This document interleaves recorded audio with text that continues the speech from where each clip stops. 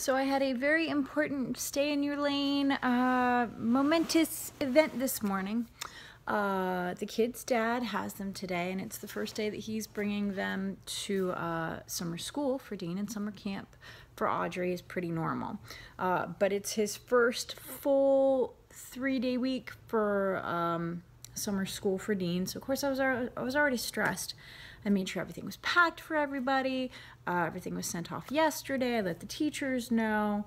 And then this morning, I get a text message from the ex that says, "Thanks for letting me know about Dean's school." And he is salty. So I'm like, "What are you talking about?"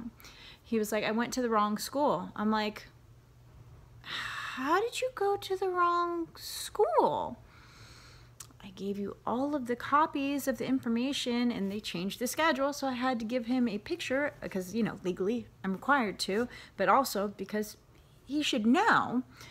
So he's had plenty of copies and information given to him. And I told him about the route. I said, you know, you have an hour to bridge the gap between 11:30 when you have to pick up Dean and 12:30 when his helper comes to summer camp.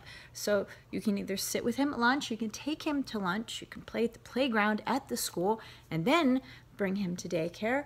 So this has been a rich, deep, ongoing conversation about his needs and transitions when it comes to summer.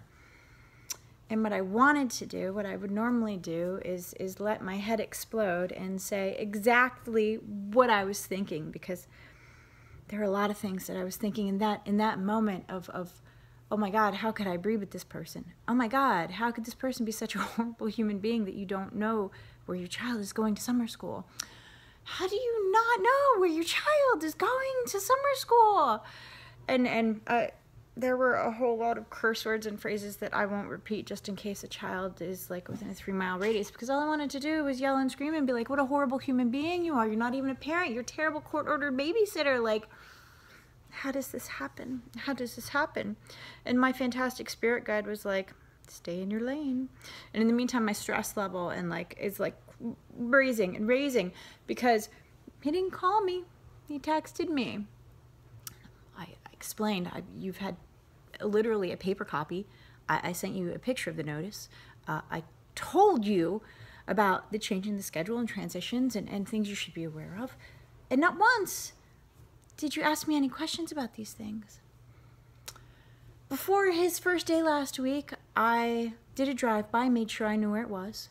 I scouted the closest gas and food in case, for whatever reason, we wanted to do lunch. I was late with breakfast for something. I knew the route, and I made sure, you know, I'm like, oh my gosh, if we drive by CFA, we have to at least like once a week stop and do a CFA thing for Dean, or maybe even for Audrey, special breakfast. Birthday's coming up soon. And I'm like, how could a human being that has children be this unprepared? And my spirit guide, being the amazing spirit guide that she is, reminded me he doesn't have children. You have children. And I'm like, yes, that's true. He likes to play parent, but actual parenting is So I was good, and I didn't yell and I didn't scream, and I really wanted to. Like, it hurts my heart to know that the person that is supposed to be their father doesn't care enough to even prepare to know the location of his child's summer. So and I have to remind myself that not everybody is me. There may even be some parents out there who don't practice their roots, but you know, I need to, because timing, and then you have to head in for traffic, and because life is busy. So I stayed in my lane. And I texted my sister and my mom, because, you know, I was like, did I do something wrong? Did I miss, that's, for whatever reason, I looked to somehow figure out, did I miscommunicate? Because if I did, I don't want it to happen again. And they were both shocked and appalled, as I was. And so I'm like, okay, well, this is interesting. This is very interesting. So I'm taking it as a lesson in control for me that I had to let go of control. And hopefully he learned something new that perhaps you should probably double check your child's summer schedule. Oh my God. Oh, I can't even, like, my brain hurts today. But I've calmed down. I haven't said anything else. And I have to make a note of this for court purposes because my brain hurts. But it's interesting little things like this where, you know, people always say that the kids know. The kids will know when something is off. And I mean, I could tell him now where his fall school is, although we have to finish our registration. I have to finish the paperwork. So staying in your lane isn't always easy, because I'm sure that you would have a million things to say in my situation. I have a million things to say in my situation, but the children are safe. I hope he got to the right school. I'm actually not sure.